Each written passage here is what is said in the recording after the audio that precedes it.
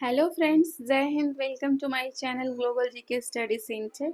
मैं आप लोगों को पॉलिटी शॉर्ट नोट्स के माध्यम से पढ़ा रही हूँ, जिसमें आज का टॉपिक है नागरिकता। इससे पहले मैं आप लोगों को भाग 1 अपलोड कर चुकी हूँ। जैसे कि 22 टोटल 22 भाग होते हैं फ्रेंड्स। ओके, 22 भाग में से भाग 1 मैं आप लोगों को पढ़ा चुकी हूँ। वीडियो अपलोड है, आप लोग जाकर प्लेलिस्ट से पहले उसे ज़रूर देखें। बहुत ही कम समय में आप लोगों को मैं पॉलिटी शॉर्ट नोट्स के माध्यम से पढ़ा रही हूँ। भाग 1 में मैं 1 से लेकर 4 तक कंप्लीट कर चुकी हूँ। आज मैं आप लोगों को आर्टिकल 5 to 11 पढ़ाऊंगी। नागरिकता। नागरिकता क्या होता है? कोई भी देश अपने मूल निवासियों को विशेष अधिकार देता है। इन अधिकारों को ही नागरिकता कहते हैं। जैसे कि हम लोगों के पास होते हैं Aadhaar card, PAN card, voter ID card. इन सभी को दिखाकर हम कह सकते हैं, किसी को भी कह सकते हैं कि हम भारत के नागरिक हैं। इसके तहत हम लोगों को कुछ अधिकार मिलते हैं। ठीक है, तो हम लोग स्टार्ट करते हैं आर्टिकल 5 से। आर्टिकल 5 में है, प्रारंभ में दी गई नागरिकता को जो भारत के अंदर थे। मीन्स कि जब आज़ादी हम लोगों को मिली थी तो उस टाइम पर जो भारत के अंदर थे नागरिक, उन सभी को भारत की नागरिकता दी गई थी। आर्टिकल 6 में है, पाकिस्तान से भारत आए लोगों को नागरिकता। जो भी लोग आज़ादी के बाद पाकिस्तान चले गए थे, अगर वो लोग 19 जुलाई 1948 से पहले भारत आ गए तो उन्हें नागरिकता दी गई थी। ये आर्टिकल 6 में है। आर्टिकल 5 में क्या था फ्रेंड्स? प्रारंभ में दी गई नागरिकता की मीन्स कि जो भारत से गए ही नहीं कहीं, ठीक है, तो उसे नागरिकता दी गई थी, वो आर्टिकल 5 में है। आर्टिकल 6 में है कि जो पाकिस्तान चले गए, लेकिन वो क्या हुआ कि वो 19 जुलाई 1948 के पहले वो भारत आ गए, तो उन लोगों को नागरिकता दी गई। आर्टिकल 7 में है, पाकिस्तान से वापस आए लोग जो संविधान बनाने से पहले आ गए। देखिए, ये था कि भारत गए लोग 19 जुलाई 1948, लेकिन ये क्या है, संविधान बनाने से पहले आए लोगों को नागरिकता। पाकिस्तान चले गए थे लेकिन संविधान बनने के पहले जो लोग आ गए थे ना, उसको नागरिकता दी गई थी। आर्टिकल 8 में है, विदेश भ्रमण एवं नौकरी करने पर नागरिकता खत्म नहीं होगी। बाई चांस क्या होता है कि कभी कभी लोग पढ़ने के लिए, स्टूडेंट पढ़ने के लिए या फिर कोई नौकरी के लिए विदेश जाना पड़ता है, तो उस सिचुएशन में क्या होगी, नागरिकता खत्म नहीं होगी। ओके, नेक्स्ट है आर्टिकल 9 में, विदेशी नागरिकता लेने पर नागरिकता खत्म हो जाएगी। अगर आप नौकरी करने के लिए जा रहे हैं और या फिर पढ़ने जा रहे हैं या फिर घूमने ही जा रहे हैं, वहीं पे रह गए हैं, बस गए हैं और वहाँ की नागरिकता आपने ले ली है, तो उस सिचुएशन में क्या होगा, उस सिचुएशन में नागरिकता भारत की आपकी खत्म हो जाएगी। आर्टिकल 10 में है, आर्टिकल 10 में है, देश विरोधी कार्य करने पर नागरिकता खत्म। अगर कोई भारत का नागरिक देश के विरोधी है, मीन्स के देशद्रोही टाइप कुछ वर्क करता है, तो उसकी नागरिकता खत्म हो जाएगी। और हाँ, अगर कोई पागल हो गया, उस सिचुएशन में भी देश की नागरिकता खत्म हो जाती है। आर्टिकल 11 में है, नागरिकता संबंधी कानून संसद बनाती है। नागरिकता संबंधी कानून कौन बनाती है? संसद बनाती है। ओके, और इसकी जिम्मेदारी किसे दी जाती है? गृह मंत्रालय को दी जाती है। अगर नागरिकता किसी को भारत की प्राप्त करनी है तो उसकी कुछ विधियां होती है जिसके तहत हम लोग भारत की नागरिकता प्राप्त हो जाती है या फिर ले ली जाती है।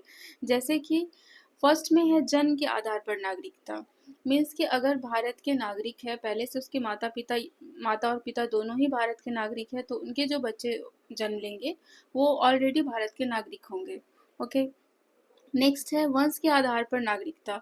अगर माता या पिता कोई एक भी अगर भारत का नागरिक है तो वो वंश के आधार पर भारत की नागरिकता ले सकता है। पंजीकरण। अगर कोई भारत से बाहर का है और भारत आकर 7 साल कम से कम रह लिया है, तो वो रजिस्ट्रेशन करवा के यहाँ का नागरिक हो सकता है। नेक्स्ट है देशीकरण।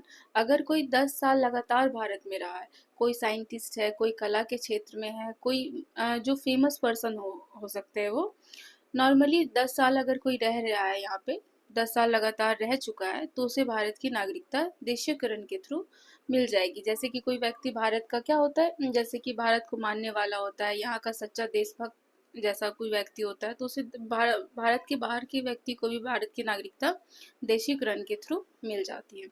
नेक्स्ट है अर्जित भूमि। किसी विदेशी राज्य को भारत में मिलाने पर वहाँ के नागरिकों को नागरिकता मिल जाती है।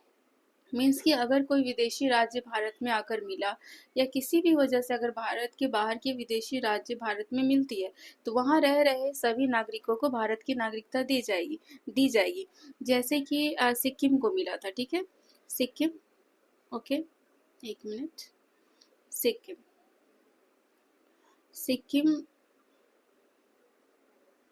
सिक्किम को 1975 में, ओके, 36 मीन्स 36वां संशोधन के तहत क्या हुआ था, सिक्किम को भारत का राज्य 22वां राज्य बनाया गया था। ओके, ये सिक्किम क्या था, 22वां राज्य बनाया गया था। तो जब उसे हमारे देश में मिलाया गया तो वहाँ के सभी नागरिकों को नागरिकता मिल गई थी। ओके, आगे चलते हैं हम लोग। कुछ इंपॉर्टेंट पॉइंट है नागरिकता को लेकर, मैं उसे डिस्क्राइब कर देती हूँ। जैसे एनआरआई कहते हैं ना हम लोग, एनआरआई, इसका फुल फॉर्म होता है नॉन रेसिडेंट इंडिया। अगर कोई भारत का नागरिक, सिंपल है, अगर कोई भारत का नागरिक भारत से जाकर 6 माह तक लगातार रहता है, 6 मंथ तक वो भारत के बाहर रहता है, वो किसी भी देश में जाके रहता है, तो अगर वो 6 महीने उसके पूरे हो गए तो वो क्या कहलाएगा, वो एनआरआई कहलाएगा। ओके, नेक्स्ट है ओवरसीज नागरिकता। इसे 2005 में जोड़ा गया था। बड़े बड़े बिजनेसमैन जो विदेश की नागरिकता ले चुके हैं, कभी कभी कोई काम बड़े बड़े बिजनेसमैन है जो भारत के बाहर की नागरिकता ले ली है, ठीक है, लेकिन वो भारत के नागरिक बने रहना चाहते हैं, तो अगर वो ओवरसीज नागरिकता ले लेते हैं तो उनके पास अगर ओवरसीज नागरिकता है तो जब वो भारत में आना चाहे तो वो बिना वीज़ा के भारत में आ सकते हैं, ठीक है। नेक्स्ट है वीज़ा। वीज़ा क्या होता है, वीज़ा होता है अगर आप किसी दूसरे देश में जा रहे हैं, ठीक है, तो उस देश की अनुमति ले रहे हैं आप। अगर आप अमेरिका जा रहे हैं तो अमेरिका से पहले आपको अनुमति लेनी होगी, पहले ही अप्लाई करना होता है वीज़ा के लिए, तो वहाँ से अनुमति ले रहे हैं तो उसे ही क्या कहा जाता है, वीज़ा कहा जाता है। लेकिन पासपोर्ट क्या होता है, पासपोर्ट होता है जब आप अपने ही देश से बाहर जाने के लिए अपने ही देश से अनुमति ले रहे हैं तो उसे पासपोर्ट कहते हैं। ओके, नेक्स्ट है CAA। CAA citizenship amendment act 2019। इस एक्ट के तहत 31 दिसंबर 2014 के पहले पाकिस्तान, अफगानिस्तान और बांग्लादेश से आए अल्पसंख्यक मुस्लिम को छोड़कर, मीन्स कि अगर वो हिंदू है, बौद्ध है, जैन है, पर्शियन है, तो अगर जो पाकिस्तान, अफगानिस्तान, बांग्लादेश में अगर उन लोगों के साथ कुछ दुर्व्यवहार हो रहा है तो वो भारत अगर आए हैं, कब से पहले, 31 दिसंबर 2014 से पहले, तो उन्हें नागरिकता CAA के द्वारा दे दी जाती है। सबसे पहले 20 दिसंबर 2019 को 7 शरणार्थियों को नागरिकता देकर के इसे स्टार्ट किया गया था। नेक्स्ट है NRC, national register of citizen.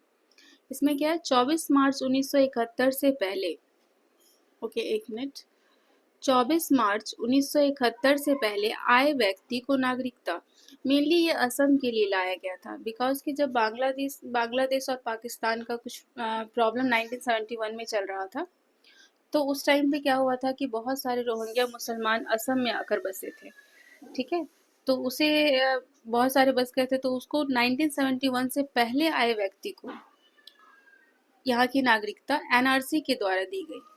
Okay, उसमें क्या डिमांड रखा गया था, उसमें डिमांड रखा गया था कि 30 डॉक्यूमेंट के ऑप्शन दिए गए थे, उसमें से कोई भी एक अगर आपके पास डॉक्यूमेंट था तो वो NRC के द्वारा भारत की नागरिकता ले सकता है। इसमें एक और टंग आता है NPR, नेशनल पॉपुलेशन रजिस्टर। ये बस जनसंख्या की जो गणना की जाती है ना, बस उसकी रजिस्टर तैयार की जाती है, उसे ही NPR कहते हैं। तो देखिए हम लोगों ने नागरिकता आज कंप्लीट किया है शॉर्ट नोट्स के माध्यम से। किसी भी एग्ज़ाम की अगर आप तैयारी कर रहे हैं तो ये ज़रूरी होता है कि आप अपने पास शॉर्ट नोट्स प्रिपेयर रखें। सारे सब्जेक्ट की शॉर्ट नोट्स को प्रिपेयर रखना बहुत ज़रूरी होता है, बिकॉज कि एग्ज़ाम के टाइम पे हम लोग टोटल कंप्लीट बुक को रिवीजन नहीं कर सकते हैं।